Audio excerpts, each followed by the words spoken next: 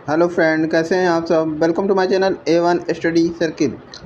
तो फ्रेंड, जैसा कि आप लोग जान रहे हैं, अपने चैनल पर हम यूपी ट्रिपल एस सी पेट की क्लास ले रहे हैं। तो आज हम पॉलिटी की क्लास में आपको संविधान के मूल तत्व से वीडियो कराने जा रहे हैं। ठीक है, तो फ्रेंड चलिए इसको स्टार्ट करते हैं। ठीक है, पॉलिटी और हिस्ट्री ये दो टॉपिक अभी हम स्टार्ट किए हैं। इसके बाद हम ज्योग्राफी और साइंस का टॉपिक स्टार्ट करेंगे। ठीक है, तो चलिए फ्रेंड फटाफट देख लेते हैं।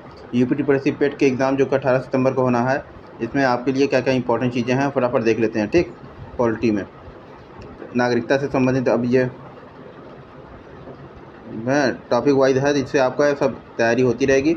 आप इस पर क्या क्या करना है आप लोगों को बस एक नोट्स बनाते चलना है। ठीक है, साथ ही साथ, ताकि आपका एक बहुत ही सॉलिड नोट्स बन जाएगी और एग्ज़ाम टाइम में आप इसको पलट के जाएंगे तो आपका कोई भी क्वेश्चन बाहर नहीं होना है। ठीक, चलिए सिटीजनशिप यानी नागरिकता से संबंधित क्वेश्चन क्या है फटाफट देख लीजिए। निम्न में से कौन नागरिकता के अर्जन हेतु शर्तों को नियत करने के लिए सक्षम है। ठीक है, चुनाव आयोग, राष्ट्रपति, संसद एवं राज्यों की विधानसभाएं सम्मिलित रूप से, और ऑप्शन नंबर डी कह रहा है संसद। ठीक है, तो नागरिकता के अर्जन हेतु शर्तों को नियत करने के लिए सक्षम है। ठीक है, ये कह रहा है। तो बताइए इनमें से कौन सा सही होगा। ठीक, तो ऑप्शन नंबर ए का सही आंसर लगा लीजिए, बिल्कुल सही। संसद जो है वही नागरिकता को अर्जन करने से संबंधित कानून बनाती है। ठीक है, नियत को करने के लिए सक्षम है संसद आपकी। चलिए, भारत में नागरिकता से संबंधित विशेषताओं में से नेक्स्ट क्वेश्चन पर आते हैं, फटाफट देख लीजिए। भारत में नागरिकता की निम्नलिखित विशेषताओं में से कौन सी सही है। ठीक है, ये क्वेश्चन कह रहा है कौन सी सही है। राज्य तथा राष्ट्र की दोहरी नागरिकता, राज्य की एकल नागरिकता, संपूर्ण भारत की एकल नागरिकता, और फिर भारत और अन्य देशों की दोहरी नागरिकता।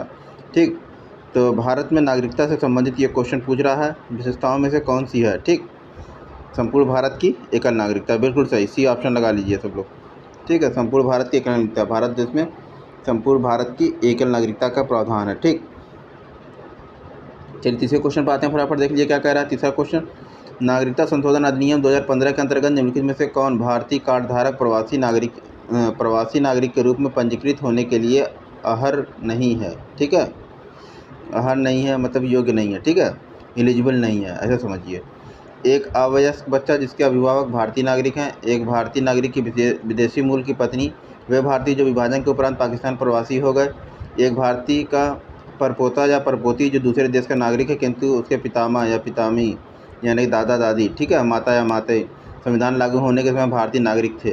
तो कह रहा है कि नागरिकता संशोधन अधिनियम 2015 के अंतर्गत निम्नलिखित में से कौन भारतीय कार्डधारक प्रवासी नागरिक के रूप में पंजीकृत होने के लिए योग्य नहीं है। ठीक है, अच्छा, थोड़ा सा टेक्निकल क्वेश्चन है, स्टैंडर्ड क्वेश्चन। देखिए, स्टैंडर्ड क्वेश्चन आप पूछता है तो लोग उसको छोड़ देते हैं, कहते हैं बहुत टफ पेपर आया था।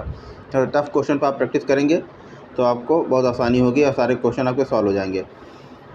तो बताइए तीसरे क्वेश्चन का सही आंसर क्या हो जाएगा। बिल्कुल सही, वे भारतीय जो विभाजन के उपरांत पाकिस्तान में प्रवासी हो गए थे, सिर्फ वही इसके योग्य नहीं होंगे, अहर नहीं होंगे। ठीक, भारतीय नागरिक के लिए। चलिए तीसरे क्वेश्चन का सी ऑप्शन लगा लिए। चौथे क्वेश्चन पर आते हैं, फटाफट देख लीजिए क्या कह रहा है।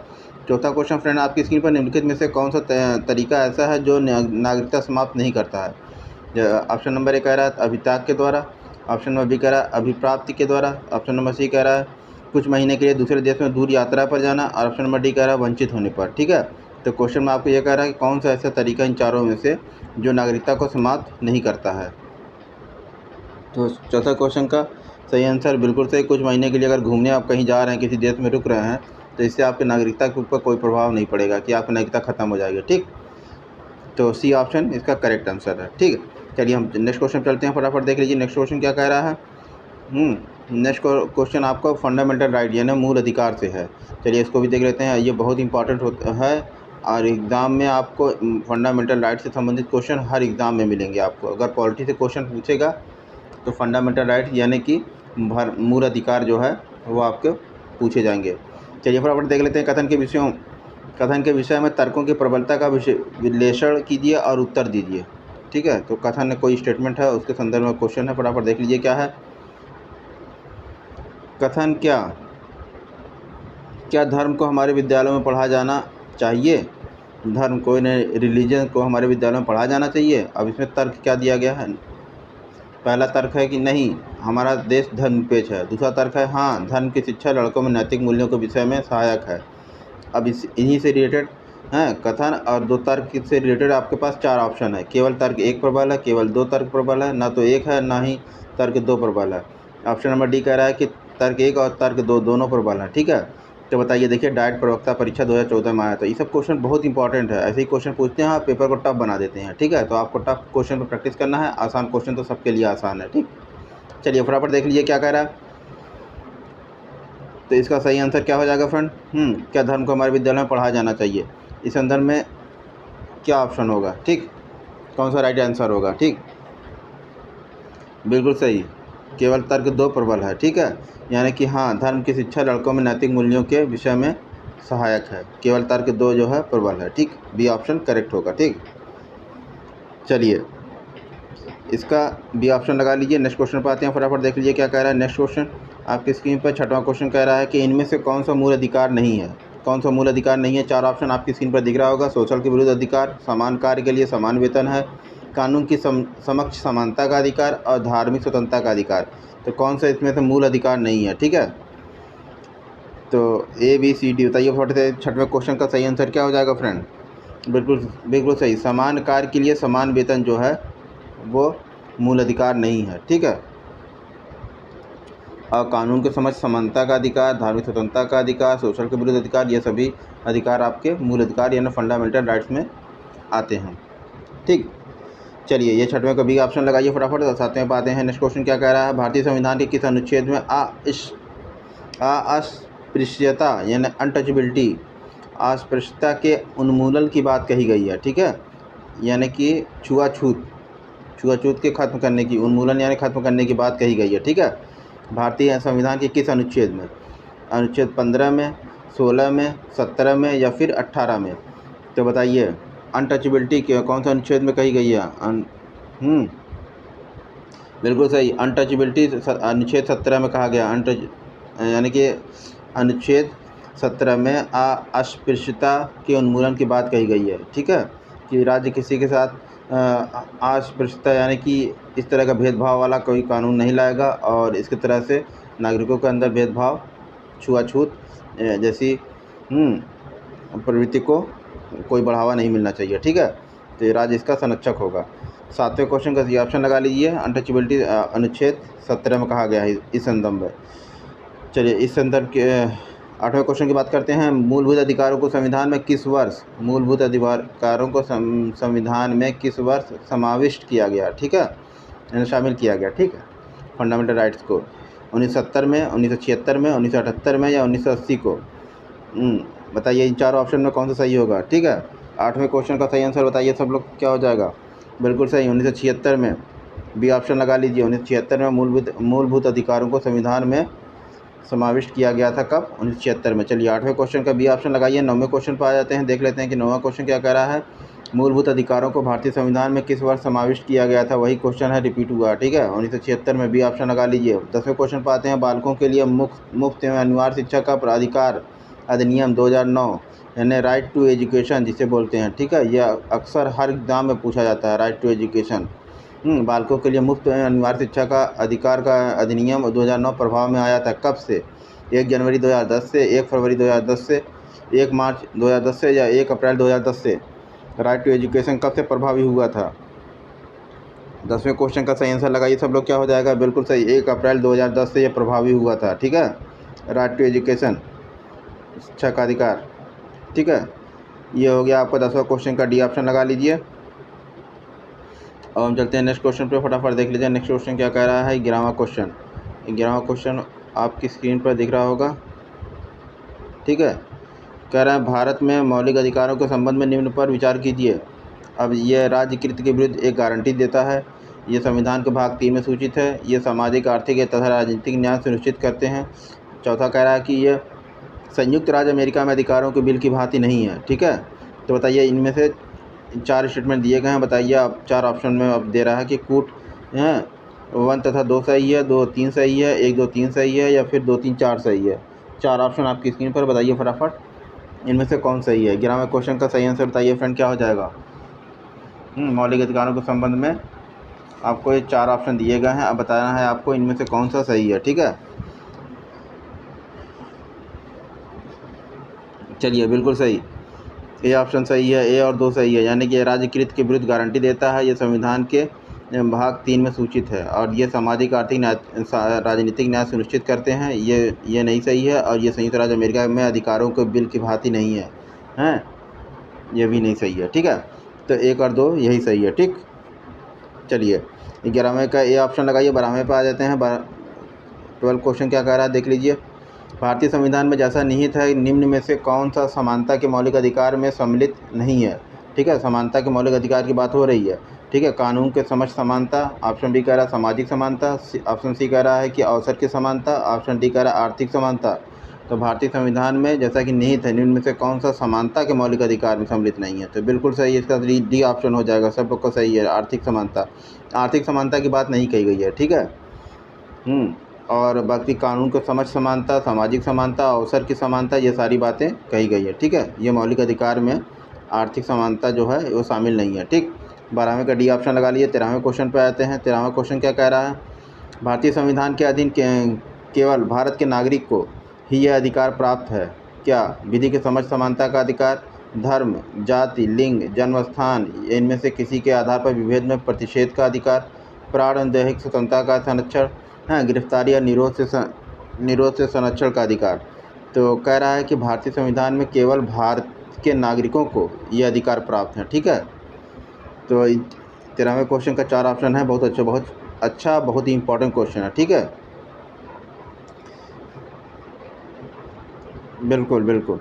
चलिए, भारतीयों को केवल सिर्फ भारतीयों के लिए भारतीयों की बात हो रही है, तो इसमें सिर्फ और सिर्फ ऑप्शन नंबर बी जो है यही होगा। भारतवासियों के लिए धर्म यानी मूल वंश, जाति, लिंग या जन्म स्थान, इनमें से किसी भी आधार पर भेदभाव यानी विभेद के प्रतिषेध का अधिकार यह सिर्फ वासियों को ही मिलता है। ठीक है, और बाकी प्राण और दैहिक स्वतंत्रता का संरक्षण जो है वो भारतीयों को तो मिलता ही मिलता है, विदेशियों को भी मिलता है। गिरफ्तारी और निरोध से संरक्षण का अधिकार ये भी भारतवासियों के साथ साथ विदेशियों को भी मिल सकता है, नहीं मिलता ही है। विधि के समझ समता का अधिकार जो है ये भी विदेशियों को मिलता है। ठीक है, लेकिन इसमें से सिर्फ एक यही ऑप्शन है कि धर्म, मूल वंश, लिंग, जाति और जन्म स्थान के जो है अधिकार के जन्म स्थान के आधार पर विभेद यानी कि भेदभाव का ये प्रतिषेध का अधिकार ये सिर्फ भारतवासियों को ही मिलता है। ठीक है, चलिए 13वें का बी ऑप्शन लगा लिए। 14वें क्वेश्चन पे आते हैं, फटाफट लिख देते हैं। 14वां क्वेश्चन क्या कह रहा है फ्रेंड? मौलिक अधिकार कभी भी निलंबित नहीं किए जा सकते हैं। देखिए, बहुत इंपॉर्टेंट क्वेश्चन है। मौलिक अधिकार कभी भी निलंबित नहीं किए जा सकते हैं। ऑप्शन नंबर ए कह रहा है, ऑप्शन नंबर बी कह रहा है कि प्रधानमंत्री के निर्देशों से निलंबित हो सकते हैं। ऑप्शन नंबर सी कह रहा है राष्ट्रपति की इच्छा पर निलंबित हो सकते हैं। ऑप्शन नंबर डी कह रहा है आपातकालीन स्थिति में निलंबित किए जा सकते हैं। तो ऑप्शन नंबर डी बिल्कुल सही, इसका सही आंसर बताइए सब लोग, क्या हो जाएगा? ऑप्शन नंबर डी जो है आपातकालीन स्थिति में निलंबित किए जा सकते हैं। ठीक है, यह इंपॉर्टेंट क्वेश्चन है कि आपके फंडामेंटल राइट्स को सस्पेंड कब किया जा सकता है, कब किन किन परिस्थितियों में। तो ये इंपॉर्टेंट क्वेश्चन है कि आपातकालीन अगर कोई इमरजेंसी देश में लागू हो गई है तो उस संदर्भ में आपके फंडामेंटल राइट्स को सस्पेंड किया जा सकता है। ठीक, 14वें क्वेश्चन का डी ऑप्शन लगा लीजिए फटाफट। अब 15वें क्वेश्चन पे आते हैं, फटाफट देख लीजिए। निम्नलिखित में से कौन भारत के संविधान द्वारा प्रदत्त यानी दिए गए 6 मूल अधिकारों में से नहीं है? ठीक है, कौन कौन से? समानता का अधिकार, विरोध का अधिकार, शोषण के विरुद्ध अधिकार, धर्म की स्वतंत्रता का अधिकार। तो धर्म की स्वतंत्रता अधिकार फंडामेंटल राइट्स में है, बिल्कुल है। शोषण के विरुद्ध अधिकार बिल्कुल है, विरोध का अधिकार बिल्कुल है, समानता का अधिकार। बताइए इसमें से 15वां क्वेश्चन का सही आंसर क्या हो जाएगा? निम्नलिखित से कौन भारत के संविधान द्वारा प्रदान किए गए 6 मूल अधिकारों में नहीं है? तो 6 मूल अधिकारों में सिर्फ ये विरोध का अधिकार नहीं है। ठीक है, विरोध का अधिकार 6 मूल अधिकारों में नहीं है, और बाकी समानता, शोषण, धर्म की स्वतंत्रता ये सब 6 मूल अधिकारों में है, दिए गए हैं। ठीक, चलिए ये 15वें का बी ऑप्शन लगा लिए। 16वें क्वेश्चन पर आते हैं, फटाफट देख लेते हैं। नेक्स्ट क्वेश्चन, निम्नलिखित में कौन सा मूल अधिकार विदेशी नागरिकों को प्राप्त नहीं है? विधि के समझ समानता, अभिव्यक्ति की स्वतंत्रता का अधिकार, प्राण और दैहिक स्वतंत्रता का अधिकार, शोषण के विरुद्ध अधिकार। ठीक है, विदेशियों की बात हो रही है, कौन सा मूल अधिकार विदेशी नागरिकों को प्राप्त नहीं है, इसकी बात हो रही है। ठीक है, तो बताइए 16वें क्वेश्चन का सही आंसर क्या हो जाएगा, सब लोग बताइए। बिल्कुल सर, अभिव्यक्ति स्वतंत्रता का अधिकार। ठीक है, कोई विदेशी आके हमारे देश में हमारे देश के पॉलिसी मेकर या फिर हमारे देश के कोई भी आर्किटेक्ट या किसी के बारे में कोई क्रिटिसाइज नहीं कर सकता। ठीक है, तो अभिव्यक्ति स्वतंत्रता का अधिकार विदेशियों को इस संदर्भ में नहीं है। ठीक, ये मूल अधिकार जो हैं विदेशियों को प्राप्त नहीं है। और बाकी विधि के समक्ष समानता का अधिकार, प्राण दैहिक स्वतंत्रता का अधिकार, शोषण के विरुद्ध अगर उनके साथ कोई शोषण होता है तो उसके विरुद्ध वो अपील कर सकते हैं कोर्ट में, हाई कोर्ट में या सुप्रीम कोर्ट में। तो ये सारे अधिकार उनको प्राप्त हैं, लेकिन अभिव्यक्ति स्वतंत्रता का अधिकार विदेशियों को नहीं है। यहाँ पे वो आकर एज ए टूरिस्ट वो घूम सकते हैं, भ्रमण कर सकते हैं, चीज़ों को देख सकते हैं, लेकिन किसी चीज़ पे नकारात्मक अपना वो दृष्टिकोण नहीं दिखा सकते हैं वो।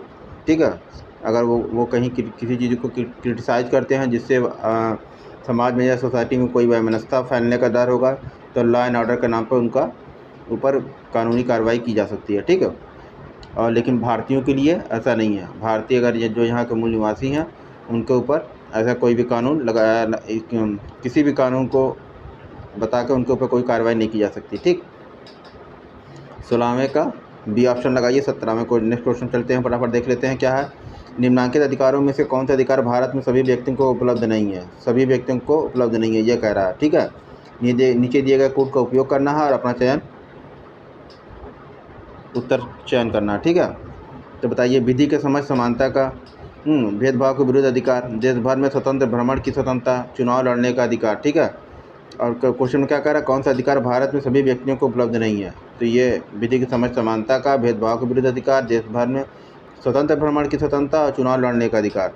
तो बताइए, ये 4 दिए गए स्टेटमेंट, अब उधर दिया गया होगा कूट 17वें क्वेश्चन का। ठीक है, कूट 1 3 4, ऑप्शन बी कह रहा है 1 2 4, ऑप्शन सी कह रहा है 1 2 3 और ऑप्शन डी कह रहा है 2 3 4। ठीक है, तो बताइए 17वें क्वेश्चन का कौन सा आंसर सही होगा? ठीक है, तो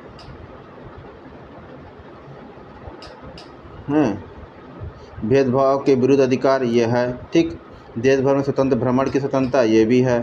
ठीक है, चुनाव लड़ने का अधिकार ये है। सिर्फ विधि के समझ समानता का, निम्नलिखित अधिकारों में से कौन से अधिकार भारत में सभी व्यक्तियों को उपलब्ध नहीं है? सभी व्यक्तियों को उपलब्ध नहीं है। ठीक है, भेदभाव के विरुद्ध अधिकार सभी को उपलब्ध है, ये अधिकार सबको उपलब्ध है। देश भर में स्वतंत्र भ्रमण की स्वतंत्रता ये सबको है। चुनाव लड़ने का अधिकार सबको है। विधि के समझ समानता, विधि के समझ समानता जो है ये जो है सबको उपलब्ध नहीं है। ठीक है, मतलब कि विधि के समझ समानता का मतलब क्या हो जाएगा? विधि के समझ समानता का मतलब ये है कि अमीर गरीब, छोटा बड़ा, ऊंचा नीचा, ठीक है, काला गोरा, ये सब लोग एक बराबर हैं विधि की नज़र में। ठीक है, तो ये सबको उपलब्ध नहीं है। तो इसका मतलब कि 2 3 4 के हिसाब से आपका कौन सा आंसर सही हो जाएगा? 2 3 4, यानी ऑप्शन नंबर डी सही हो जाएगा। ठीक, 17वें क्वेश्चन का डी ऑप्शन लगा लीजिए। चलिए अब नेक्स्ट क्वेश्चन चलते हैं। भारतीय संविधान में समानता का अधिकार 5 अनुच्छेदों द्वारा प्रदान किया गया है। यह है कौन से? ऑप्शन नंबर ए कह रहा है अनुच्छेद 16 से अनुच्छेद 20, ऑप्शन बी कह रहा है अनुच्छेद 15 से अनुच्छेद 19, ऑप्शन सी कह रहा है अनुच्छेद 14 से अनुच्छेद 18, ऑप्शन डी कह रहा है अनुच्छेद 13 से अनुच्छेद 17।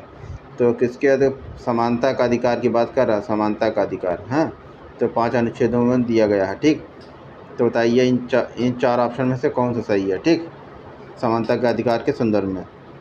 18वें क्वेश्चन का सही आंसर बताइए सब लोग। बिल्कुल सही है, अनुच्छेद 14 से लेकर अनुच्छेद 18 तक, सी ऑप्शन लगा लीजिए इसका।